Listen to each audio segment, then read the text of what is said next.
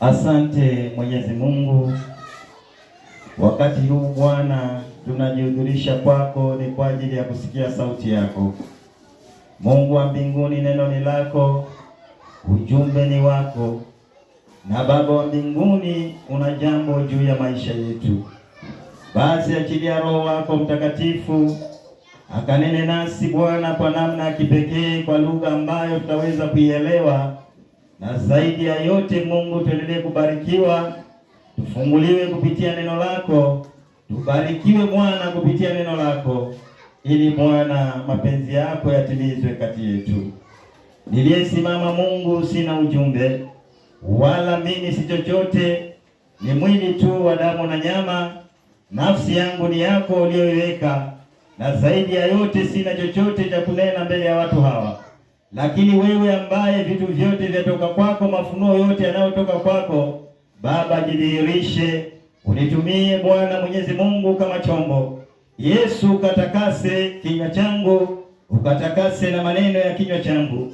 Akili yangu ibadilishe iwe ni akili yako, ili kwamba wakati huu Bwana ninaponena yasiwe maneno yangu mwenyewe, bali niwe ni yako, kwa ajili ya maisha yetu sote tubarikiwe. Wachilia Bwana neema ya kipekee. Wacha Mungu katende mapenzi yako. Nahitaji Bwana kuisikia sauti yako, kwa Yesu Kristo Bwana wetu. Amen. Bwana Yesu asifiwe. Basi kwa ajili ya wageni, majina yangu ni Paul Fondo, na Kristo Yesu ni mwokozi wa maisha yangu. Toka mwaka ule wa 2009 Bwana aliweza kujifunua katika maisha yangu. Nilikuwa niko mbali na yeye kwa matendo, kwa fikra, kwa kila kitu. Sikuweza kufikiria hata wakati mmoja nitasimama nihubiri habari hizi za Kristo. Lakini kwa huruma zake nyingi alinipata, na alipata ni mtu ambaye nilikuwa nimejichanganya kwa mambo mengi. Na dhambi kubwa iliyokuwa imenitenga sana na uso wa Bwana ni kwenda kuabudu waganga, kwenda katika madhabahu yao nikitafuta nguvu ya kuweza kuwashinda wachawi. Hayo yalikuwa ndani yangu, na hofu ilikuwa imejaa sana ya kuweza kuogopa wachawi, maana niliogopa kwamba nitarogwa nikufe. Hivyo ikanipatia matamanio ya kuwatafuta hawa waganga. Hakuna madhabahu iliyokuwa imesifika kwa wakati huo, sikuweza kuifikia kwa sababu ninahitaji usaidizi. Lakini licha ya hayo yote niliyokuwa nikiyafanya, sikuwa na amani hadi wakati ule nilipompokea huyu Kristo aliyenipa pumziko la roho yangu. Kwa sababu nilikuwa mtu wa mahangaiko mengi, hirizi nimetembea nazo nyingi, nimekuwa nikijifanyia matambiko kila mara, lakini amani haikupatikana kamwe. Nilikuwa ni mtu ambaye nimeshindwa.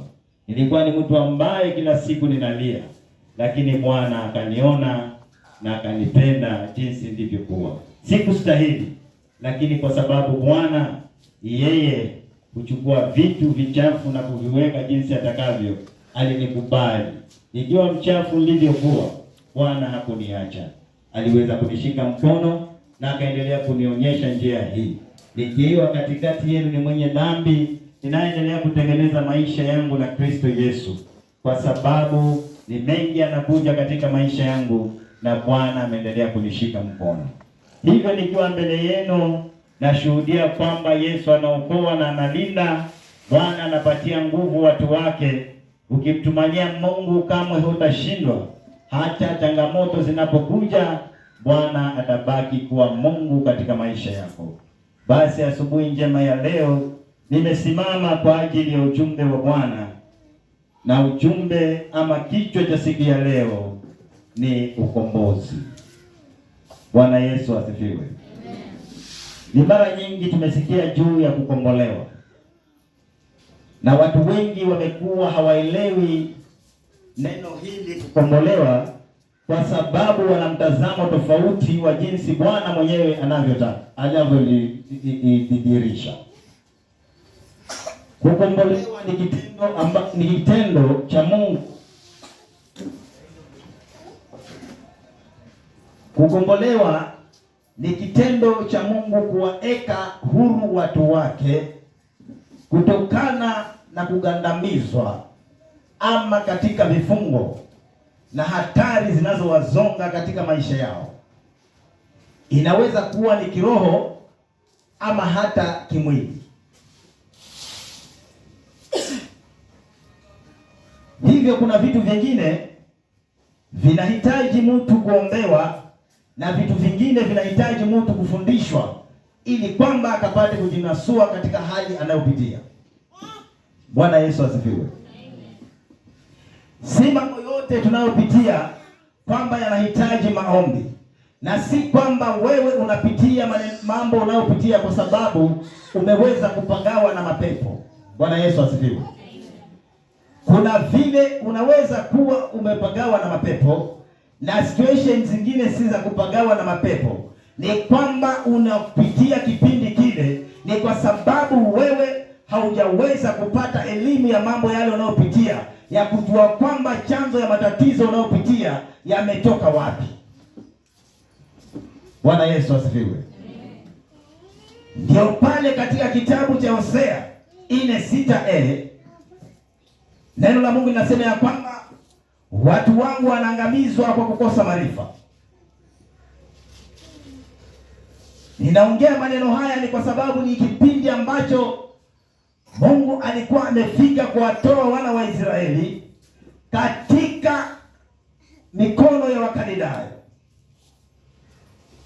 Walikuwa utumwani kwa miaka mingi, wakiwa kwamba wamefungwa, hawakuweza kupata uhuru wao. Bwana Yesu asifiwe. Nalo neno la Mungu limesema ya kwamba Bwana ametuita ili kwamba akatufundishe. Bwana Yesu asifiwe. Ni kwamba sisi tumeitwa kwa Bwana, si kwamba umeitwa mpendwa kwa sababu wewe ni mkamilifu ama kwamba wewe unapendeza sana, lakini neno la kuita, Mungu anatuita ili kwamba aje atutengeneze na sisi tuweze kupendeza, kwamba tuweze kufaa katika ufalme wake. Bwana Yesu asifiwe. Kwa hivyo Mungu akituita ni kwamba ametuita ili kwamba aje atukomboe, na kutukomboa katika maisha yetu ni kupitia hali ya kutufundisha na kutuweza kutuelimisha. Na hata mara nyingine, ikiwa wewe umepagawa na mapepo, wakati unapoombewa pepo zitoke ndani yako na uwekwe huru. Bwana Yesu asifiwe. Hivyo unaweza shangaa ukasema kwamba mimi ninaona hivi ninayopitia ni pepo. Mambo mengine si pepo, ni wewe umekosa akili, uko na ujinga ndani yako. Bwana Yesu asifiwe.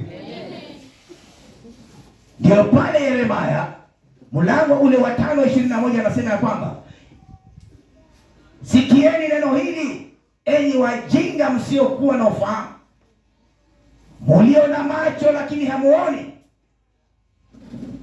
mulio na masikio lakini hamsikii. Bwana Yesu asifiwe. Haleluya. Kuna mtu akaambiwa maneno hapa na akakia na akatoka na akasahau. Haleluya. Na ndivyo walivyo Wakristo wa leo. Atakuja kanisani vizuri, ujumbe utapita mahali hapa, neno litahubiriwa, atasomewa mistari yote, lakini mwisho wa siku atakapokanyaga nje ya hekalu hili, umuulize ujumbe wa nini leo ulikuwa unasema kuhusu nini? Amesahau. Pasta ameongea nini? Amesahau. Mumefanya nini kanisani? Amesahau. Bwana Yesu asifiwe. Kitu anachokumbuka, anakumbuka maneno ya vikundi vya kanisani. Muulize leo mmefanya nini? Atakwambia kwa wamama leo nimetoa 50. Bwana Yesu asifiwe. Kwa baba leo ndio umetoa 100. Hayo ndio umetoka nayo wewe, kwa sababu umekataa yale mafundisho yanayoweza kuimarisha wewe. Unashika mambo ambayo hayawezi kukuimarisha. Bwana Yesu asifiwe. Tunahitaji macho ya kiroho ndani ya maisha yetu na masikio ya kiroho kuisikia sauti ya Mungu ndani yetu. Ndio pale katika kile kitabu cha Luka mtakatifu 11 mstari ule wa 39 Biblia inasema hivi, akawaambia ya kwamba nyinyi Mafarisayo mnaosha kikombe kwa nje, na masahani kwa nje, lakini ndani yenu umejaa uovu na unyang'anyi. Haleluya! Ndio sisi wa Kristo leo. Haleluya! Tunajua kutengeneza mazingira ya nje, lakini ndani yetu tumejaa uovu usioonekana kwa macho, lakini Bwana akiwa juu mbinguni anatuona katika nafsi zetu. Waacha kutuhida. Kuko na fake Christians wanaotembea, wale wa kujipendekeza tu, lakini ndani yao wamejaa maovu. Hawafai katika macho ya Mungu. Wao hujifanya wanapendeza, huja na lugha tamu na midomo mizuri mizuri, lakini ndani yao wamejaa unafiki mwingi. Bwana Yesu asifiwe. Kubali utengeneze ndani, mpenda na upate kukombolewa. Haitakusaidia wewe. Unaweza kujipodoa vizuri, watu wakaona unapendeza, lakini wasijojua kwamba wewe haufai hata kuwa mtu wa mtu. Bwana Yesu asifiwe. Wako watu wanameremeta, lakini hawawezi kuwa na watu. Bwana Yesu asifiwe. Yana mali yale amejaa ndani yao ni maovu, ni kinyume ya kutazama unavyomuona. Ukishikana naye utaonekana umeshikana mtu wa maana sana, mwenye mitazamo yote, mwenye sifa zote za nje, lakini amekosa sifa za ndani. Haleluya. Na utamjua huyo mtu kwa matendo yake. Siku utakapo dili na yeye ndio utajua sio vile ninavyomuona. Unaweza pewa sura ya upole, watu wakikutazama wanasema huyu ananipole. Bwana Yesu asifiwe. Macho mazuri ya upole, ukiangalia unaonekana mpole, ndani yako wewe ni mbwa mwitu. Haleluya.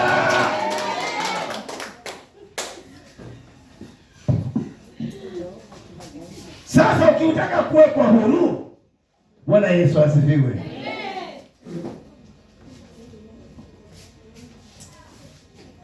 Wapendwa, tuna kazi kubwa sana. Tuna kazi kubwa sana kumpendeza yeye aliyetuita. Si rahisi kwako wewe. Bwana Yesu asifiwe.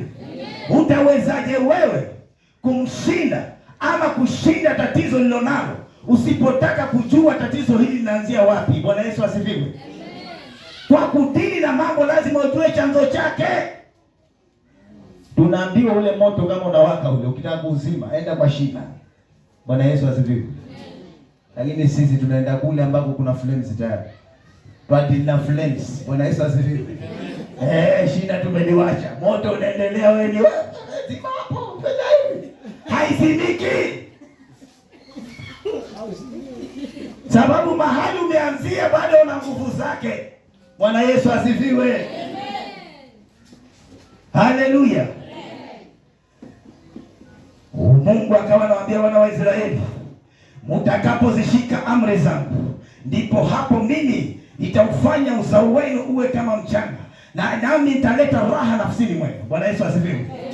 Ni kwamba watu wameyakataa mafundisho ya Mungu, wamekataa kutembea katika sheria za Mungu, na hayo ndiyo ambayo Bwana anayatazama kwetu, ili kwamba akapate kuyatenda yale anayotufikiria sisi. Bwana Yesu asifiwe. Hata hujampendeza wewe, watakao unalalamika. Bwana Yesu asifiwe. Hujampendeza Mungu. Bwana Yesu asifiwe. Walalamika na wanadamu. Bwana Yesu asifiwe. Na kwa sababu tumekuja kufundishwa. Bwana Yesu asifiwe. Usifikiri Mungu atashuka aje kufundisha. Hapa tu rafiki yako amekanata kufundisha siku moja, kwambia wewe dada hivi sivi. Una reactije wewe? Wakati umeambiwa hivi sivi. Unaruka. Sasa kama wewe unataka kurekebishwa, Bwana Yesu asifiwe, na hutaki kuona makosa yako, Bwana Yesu asifiwe, ndio pale unasema basi pale ananiona mimi. Hakuoni wewe, amekuwekea mtu akurekebishe maisha yako. Bwana Yesu asifiwe. Wengi wenu mnahitaji kuchongwa, lakini hautachongwa na chochote, utachongwa na ule unatembea naye. Bwana Yesu asifiwe. Hata kwa ni bwanako, ataka Mungu amekupatia bwana akuchonge, ama ni bibi akuchonge, wewe unaona bibi anakuonea.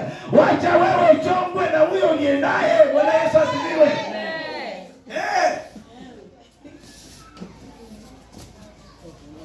Lakini waambia hivyo, wewe basi wewe nini wewe? Haiendi. Bwana Yesu asifiwe. Kubali kufundishika. Ndio hivyo Mungu anasema ya kwamba ametuita ili kutufundisha. Amen. Sasa wewe kufundishwa hapa kanisani, mafundisho hayaacha hapa. Bwana Yesu asifiwe. Amen. Haleluya. Mfalme Sulemani, ukisoma katika kitabu kile cha Wafalme wa Kwanza, mlango wa 3 mstari wa 9, Mfalme Sulemani yeye wakati ambapo alienda kutoa dhabihu kwa Bwana, na tunaambiwa kwamba yule Sulemani alikuwa amepeleka dhabihu nyingi sana kwa Mungu, na Mungu akakutana naye akiwa katika hali ile ya kumtolea Bwana, na akamwambia Mfalme Sulemani, unahitaji nikufanyie nini? Nena kile ambacho unataka mimi nikutendee. Bwana Yesu asifiwe. Amen. Lakini Mfalme Sulemani aliniambia, Bwana nipe ufahamu, nipe neema ya kutambua mema na mabaya, nipe neema ya kuweza kuhukumu watu wako, niweze kuyatambua mema na mabaya. Akamwambia, kwa sababu umeomba hekima, basi mimi kukubariki nitakubariki. Bwana Yesu asifiwe. Lakini wewe unaokoka leo hata hujataka kujua Mungu anataka ufanyeje. Bwana Yesu asifiwe. Baba nataka pesa, baba nataka magari, nataka mume mzuri, nataka nyumba nzuri. Wewe uko hapa, wewe umeokoka juzi, lakini kile unachoomba mpendwa ni cha kukupotosha wewe mwenyewe. Mwana kama mzuri, kuna mume mzuri wewe, hayaolewa wacha kanisa. Bwana Yesu asifiwe. Sasa yeye anasema ataka mume mzuri, akuje kweli. Kesho tunakuja vipi dada? Yule hataki je chachi. Mume mzuri amekutoa kanisani. Tulia, fundisho na Bwana uweze kwanza kumea mizizi katika wokovu. Amen. Wacha kuomba vitu ambavyo Bwana anaweza kukupea tu kikako katika mapenzi yake. Mume ni wa kuomba ama mke? Ushindwe. Watu wanalia katika ndoa wanataka kuziacha. Wewe umechacha hapa, wewe baba nimekaa single muda mrefu. Wewe waulize wale wameoa wanataka kutoka. Tulia kwa Bwana. Bwana Yesu asifiwe. Leo ni sisi kwa Yesu kwanza. Kita mizizi. Jua wokovu ni nini? Jua neno Bwana atakaje. Sikuja hapa tu unasumbua Mungu. Nataka Mungu, nataka magari, nataka pesa. Ukizipewa wewe hizo pesa, watoka hapo kanisani. Kuna watu wanakuja kanisani wengine hawana kitu. Bwana Yesu asifiwe. Akizipata uone ndio yeye na mafashion kubwa mbona tu. Vipi kanisa leo niko na shughuli. Ni pesa wewe ulizonazo. Bwana Yesu asifiwe. Lakini hizo shughuli sahihi huna kwa sababu huna hata hiyo pesa. Bwana Yesu asifiwe. Ndio sasa ile tunakwambia toa hata ile 20 huna. Wajangondo ndio hapo basi wewe umetoa 20 wamwekea Mungu mashaka yote. Baba nataka Bwana, nataka pesa. Hiyo 20 yako wewe ushinde. Omba vitu vya maana. Mwambie Bwana nahitaji unifundishe. Nahitaji nijue njia yako. Nahitaji nizijue sheria zako. Nahitaji nitembee katika neema yako. Nikupendeze wewe ili kwamba wakati utakapofika kutoka katika mwili mimi niwe mmoja wa wale watakaoingia rahani kwako. Lakini omba vitu vya kukaribia. Na vitu hata ukavipata leo mbinguni uyudi. Umeviomba mwenyewe lakini vikija hata ndio umekuwa mbali na Mungu kabisa. Tunafanya kuona vitu sasa mpendwa. Sababu ya yale uliyoyaomba hayambatani kabisa na njia ya wokovu. Bwana Yesu asifiwe. Ukitaka kubadilishwa na Yesu, mkubali ndani ya moyo wako. Wacha kuoshaosha huku nje tu. Bwana Yesu asifiwe. Uonekane handsome huku ndani.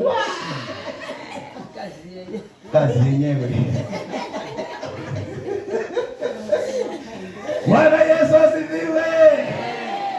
Watu wa Mungu, Yesu alipe. Tutakubali kubadilika kwa ndani ama tunakubali kuoshwa kwa nje? Kama unavaa fashion nzuri huku basi huko ndani wa fashion zaidi. Bwana Yesu asifiwe. Si midomo mzuri, unapaka hata lipstick lakini Maneno yalikuwa ndani wako hata yapimiki kwa uzuri ulionao. Bwana Yesu asifiwe. Umejaa uovu wote wewe. Alafu wewe wajifanya kuna watu wewe hata midomo. Lakini yeye hana uzuri wote ndani yake. Bwana Yesu asifiwe. Kila mahali atakapoingia yeye badala ya fulani kilio. Watu wanalia sema yule basi kwa vile, lakini hana maana hata peni. Bwana Yesu asifiwe. Sasa tunaharibikiwa kwa sababu kuharibikiwa kwetu tumekataa maarifa ya Bwana. Lakini siku ya leo Bwana amesema ya kwamba ataingia katika ngome ya Wakaldayo ili kwamba akaweze kuwakomboa watu wake. Ndio pale anawaambia wana wa Israeli, imbeni maneno haya kwamba Yakobo amepata kukombolewa. Bwana Yesu asifiwe. Kubali kutolewa katika mahali ulipo. Bwana Yesu asifiwe. Lakini mpaka kubali kuona dhambi yako. Bwana Yesu asifiwe. Kama uone dhambi yako utatoka vipi? Kama uko kisimani wewe na ujue uko kisimani utatoka wewe. Bwana Yesu asifiwe. Haleluya. Ukitaka wewe uone mwangaza katika maisha yako, kubali Yesu ndiye mwangaza. Bwana Yesu asifiwe. Yesu akasema mimi ndio taa ya ulimwengu. Amen. Mumependa giza. Bwana Yesu asifiwe. Na ndio mnachukua kungwao. Bwana Yesu asifiwe. Kwa sababu mwanga mmeukataa. Haleluya. Njia hii si rahisi wapendwa. Ukiwa mahali hapa, angalia katika kitabu kile cha Marko 8 mstari Marko 8 mstari ule wa 18. Yesu akawa anawaambia wanafunzi wake, muna macho na hamuoni, muna masikio hamsikii, na wala hata hamkumbuki. Bwana Yesu asifiwe. Ni kwa sababu wanafunzi wake walikuwa katika hali kuzozana, kwa sababu ilikuwa ni wakati wa mikate, na wakakumbuka kwamba wako lakini hawana mikate. Na katika hali hiyo Yesu akawa anakumbusha, kwa sababu Yesu aliyatenda maajabu mbele yao wakiyatazama, jinsi alivyowalisha watu 5,000 na wale watu 4,000. Lakini hayo wanafunzi wakawa wameyasahau. Ndio anawaambia ya kwamba muna macho lakini hamuoni, na mna masikio lakini hamsikii, na wala hata hamkumbuki.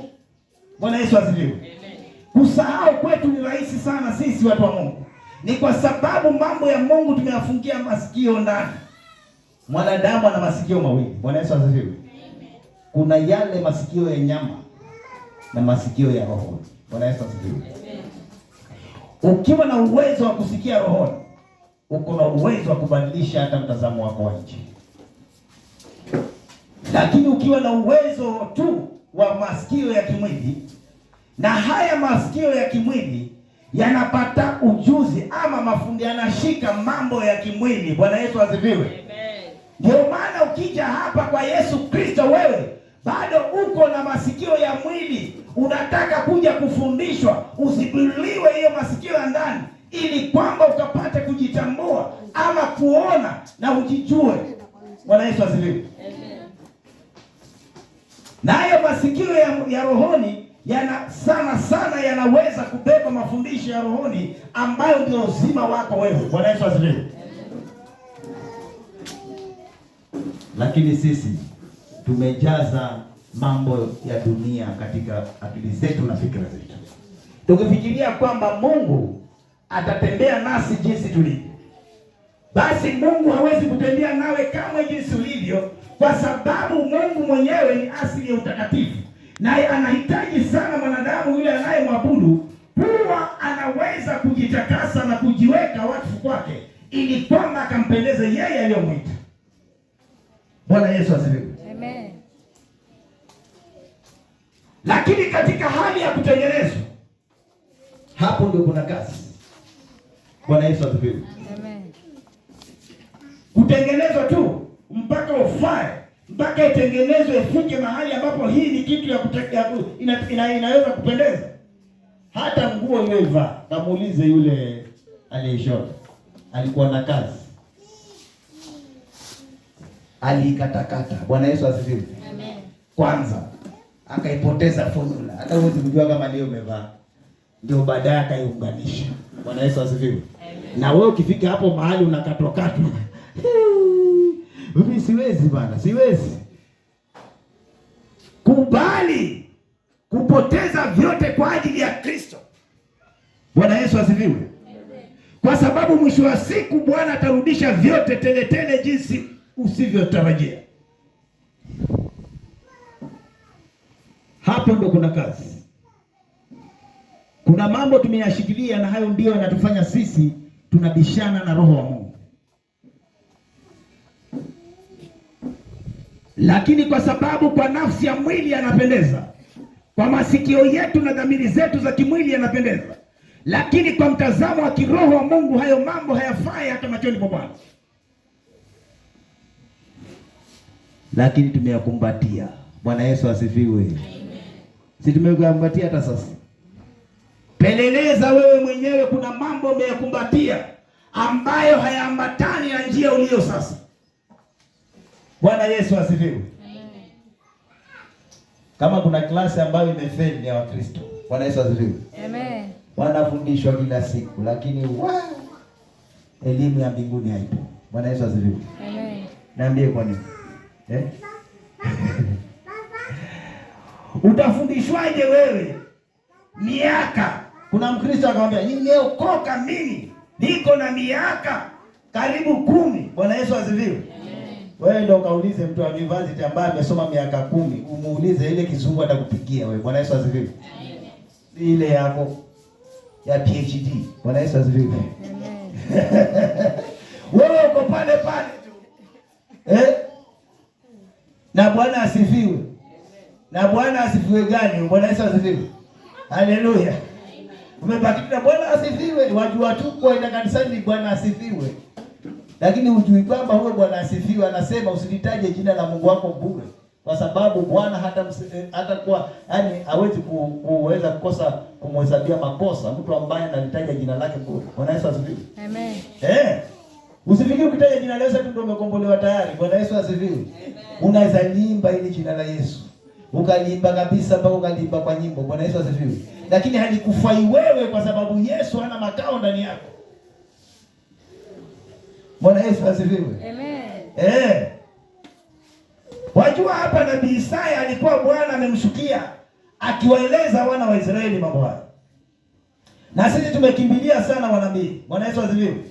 Kuna nabii ukaenda kutolewa wewe ukatamani kutoroka. Bwana Yesu asifiwe.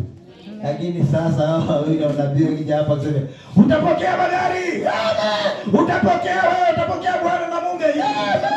Utabarikiwa katika kazi yako. Amen. Wacha dhambi. Siwezi. Ninatoroka hii kanisa. Bwana Yesu asifiwe. Mahubiri unayotaka wewe ni tofauti na kinyume ya kile cha Mungu. Bwana Yesu asifiwe. Haleluya. Tuombe Bwana wa majeshi atupatie ufahamu wapendwa.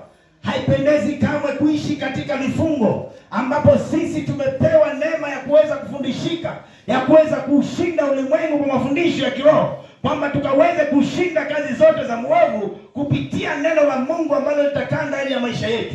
Bwana Yesu asifiwe. Amen. Utashindwaje? Bwana Yesu asifiwe. Amen.